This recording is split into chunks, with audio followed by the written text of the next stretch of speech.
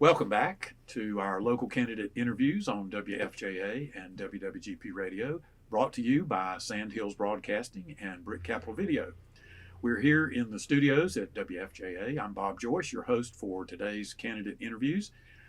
I'd like to remind listeners that today these interviews will air live on WFJA and WWGP, and they will also stream on the WFJA website.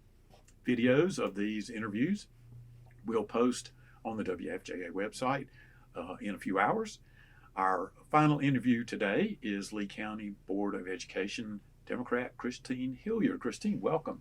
Thank you, Mr. Joyce. Thank you for having me. We are so happy to have you here today. If you'll tell us first a little bit about yourself and, of course, why you are seeking re-election to the Board of Education. Okay. So I am married to my high school sweetheart. We have two adult children. We have a son and a daughter. Getting ready to have our first grandchild in July. So I've heard it's the best. It is. So we are excited. I am a somewhat native of North Carolina. My dad is military, retired military here.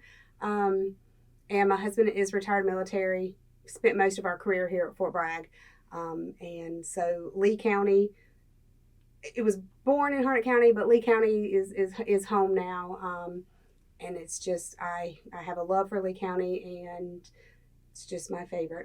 I was a TA at Tramway before I ran for the board for 13 years, and I am now in my first year as a certified teacher in Moore County. Okay. I'm seeking re-election because I know there's still good work to be done on the board. Mm-hmm. Our children need us to be that voice of reason and the advocacy for what's best for not one subgroup of children, but every different group of children that we have throughout our county. Our county is made of such a melting pot of cultures and demographics and socioeconomic classes that I want to make sure that each child has a voice. Thank you for that. Of course, in your time on the school board, I don't think anybody could ever have envisioned a more difficult and challenging environment with the pandemic, and of course now we're dealing with this return to normal. How do you think everything has gone, given the fact that you were thrown this incredible challenge? What do you see are the main challenges going forward? Lessons learned, those kinds of things. The biggest thing I know that they're seeing within the schools is the learning loss that has occurred. There are families that I know were able to stay 100% with their virtual and attend and be successful. That was not the blessing of every child and every student in our county. Right. They just some families just were not able to do that. Mm-hmm. I felt like we did a fabulous job. Our IT department did a fabulous job making sure we were able to get as many students we could connected, passing out the devices, taking hotspots out, making sure that the Wi-Fi was available in the school parking lots, multiple places around the school. So I felt like we did a fabulous job with that. They did a great job. The first thing when the schools were shut down, the first thing was a safety, health, and wellness of the children, and nutrition, since so many of our children do rely on the schools for their meals. Yeah, not everybody thinks about that, and I think that's forgotten sometimes. So that was one of the biggest things, is making sure that the food was still available for as many of our children as we could possibly do. Wow. I think the biggest things, the challenges we have right now, are reintroducing and making sure we're getting them where they need to be at their cognitive ability as soon as we can, because they need it. Everybody needs it. And also a piece of socialization that we've seen in the younger grades kind of got missed it's a little bit different with adults. I felt like adults, we were able to adapt to that isolation. I feel like the children had a tougher time. We're seeing, and as I teach in a different county, we're seeing a lot of of the lack of maturity is not the correct word, but they're having a difficulty with the socialization because they have been isolated for such a period of time. Good point. So we touched a little bit about remote Mm-hmm. learning and how there certainly was a learning loss. What do you think we can do going forward? What lessons did we learn? What can we do differently? Maybe hopefully we won't have this again. Hopefully Right. this will never happen again. But the ability is there to teach remotely. I feel like the lessons learned were getting the fact that we still have some pockets in this county that don't have great signals, even Wi-Fi signals, connectivity. So that was a huge challenge. And I definitely felt like our IT department attacked that and did a great job. Right. Continued, and the city is also doing continued upgrades within their system to have larger Wi-Fi networks available. I think our teachers, our school staff did a fabulous job. They put everything down on one day, and they learned that they were done, and they had to learn how to teach remotely. Yeah. Kudos to every one of our staff because they did a fabulous job. I think we learned that we can tackle anything that's been given to us, and I think we did a pretty decent job. Yeah. Good. Thanks. Our current Board of Education is elected on a partisan basis. Didn't used to be that way, but it has been for the last several elections. And there is a question of whether elected officials should be partisan, particularly when it comes to matters that the Board of Education votes on. You have any thoughts about the partisanship on the board and how that affects decision making? Yes, I do. I'm a very apolitical person, have been all my life. I have my values. I have my thoughts. They're very strong. But in my opinion, party politics have no place in our children's education. I know we make a lot of decisions. A lot of people feel like they don't hear all of our discussion. We have committees. Mm-hmm. Committees are for that purpose. Mm-hmm. And I feel like occasionally having the partisan politics in our board does distract from the best we can do. Mm-hmm. I feel like it does have have the opportunities to get in the way and pull some negativity, and that's tough, especially dealing with the pandemic.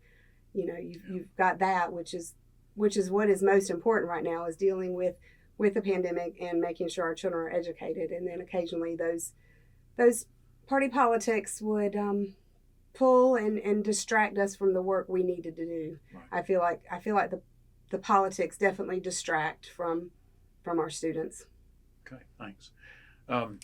So we don't have a crystal ball, and hopefully as we look into what crystal ball we can see, we don't have a pandemic in the future. But what do you think are the most important issues that are coming up before the Board of Education this next term? Right now, definitely trying to recruit and retain the most highly qualified professionals in our schools so we can continue to grow as a county as we are. Also, with the impending growth that we're hearing about our county, of course, that is going to come, where are we going to put all these children? I think it's a little unknown fact. I know a lot of people see our schools and feel like they're already crowded, but they're not all at capacity. They're not all at their max level. So looking at that in the future as that, trying to find where we need to put a new school, what time frame. So that's a huge thing because I know that growth is coming. Mm-hmm. Okay.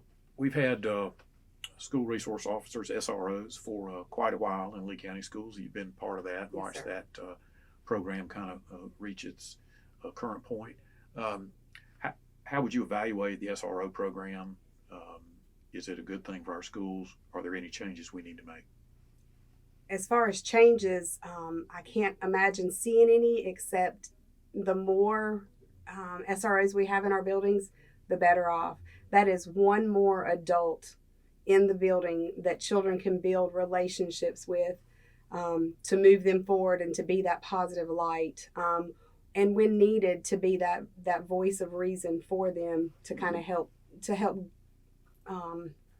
steady themselves in some tough times. So we have been blessed with a fabulous group of SROs through Sheriff Carter and now through Brian Estes. I feel like they have done a fabulous job. I feel very supported by our law enforcement, and they have done a fabulous job and are always right there when we need them. And that other adult in the building that a student can form a relationship with is just, it's unmeasurable. Good. Some evidence that we've got some teachers that are driving to neighboring counties to work, and there's some maybe evidence that they're doing that for a better supplement. Right. We do know that our neighboring counties, at least a couple of them, offer higher supplement. Right. What do you think are our issues there with pay going forward? I know, like you said, we don't have that crystal ball, so to see what might happen is tough. We did reach out and request an increase in supplement last year in our budget, and it was declined. It is in our budget again this year, because we do feel like that is a huge piece. The state has their level, their state salary level set, so that's the same overall, but that extra piece will just bring, that extra supplement does just bring them in. And many people ask, how many are we losing to other counties? It's not only how many we're losing to another county, it's how many we never get to see. How many don't come to us because that supplement's not quite there. So we may never see those. So that's another piece that's kind of tough. Yeah. That we don't know. Yeah. The shortage out there, it's a national shortage of teachers. The colleges are just not graduating teachers out of the education college. It's reduced greatly. So it's hard when they're not there to be hired. We've talked about a couple of things. You've mentioned learning loss. You've mentioned hiring and retaining good teachers. Other major goals that you see maybe for our board? Yes, I do. We were also with our COVID dollars, our COVID money that we did receive.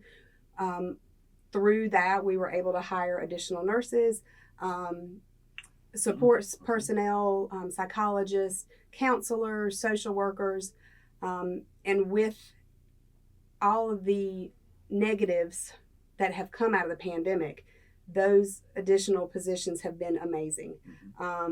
Mental health is a huge issue, and without enough of the professionals and the highly qualified staff, such as our social workers, our counselors, our psychologists, our school nurses, it makes it even harder. It's harder for those children to learn if those issues can't be dealt with in their life. So definitely trying to continue the trend of putting as many nurses, psychologists, social workers within our schools that can help our kids. Good point. Okay. Well, we've covered this last question about mental health, but I did want to give you some time. We've got a couple of minutes left to talk about anything else that we didn't mention that you would like to say to the listeners today as they consider you for re-election to the school board. I have heard a lot of people who I've talked to over the last few years, especially with our meetings being virtual, those first little bit. A lot of people could see my emotions. I wear my heart on my sleeve. Not a bad thing. It has its goods and its bad. A decision I make for our schools is never taken lightly. There are many decisions there were a lot of shed tears, a lot of prayers, a lot of heartache. Every decision I make is what I feel is best for our students. I know that doesn't make everybody happy sometimes. Definitely have seen that through the pandemic. But I have tried my very best to put the students first and the education first, because that's why I'm doing this. I will I will defend Lee County Schools till the end, because I feel like we have a fabulous group of professionals, and I think we're doing a great job.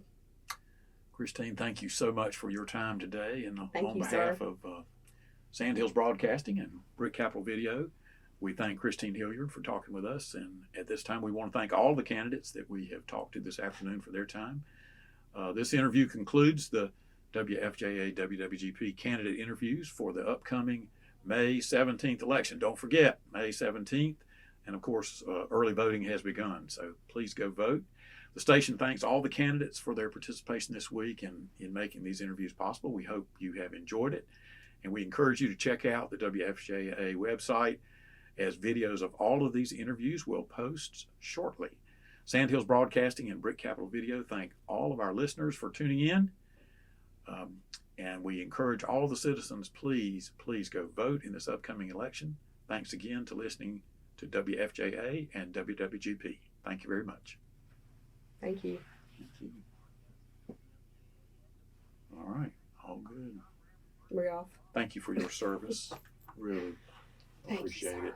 We, I don't know that anybody realizes, of course, I don't go to school board meetings, but I do go to county commissioner and city council meetings as part of my job. So public service is, you've gotten in it at a mean time. People are mean. It's been brutal. People are mean.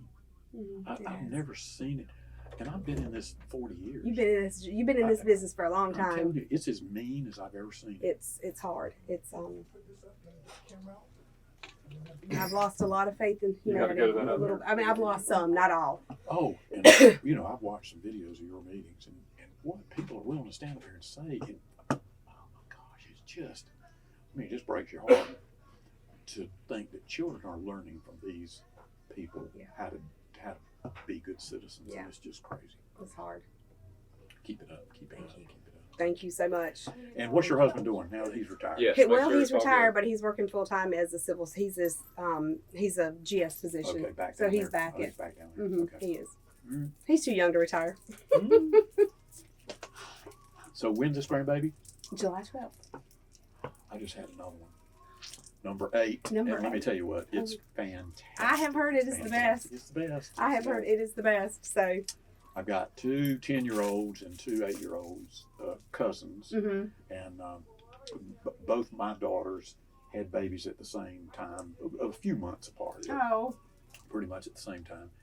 And then I've got, let's see, 2 21-month-olds that are just. Yeah, I didn't wait till the last little bit. So we're a 4-year-old, and then this brand new one. Oh. So Yeah, they're, it's you can great. go and take. They're It's done. great. We love it. It's Absolutely love it. They're done. So my son's actually in Tennessee, but I have the summer that I'm like, he said, what are you doing this summer, Mom? Oh, the keyboard's about to come off. Yeah, it always does Yeah, that. okay. He said, I'm waiting for a grandbaby, and then I'm coming to your house. Yeah,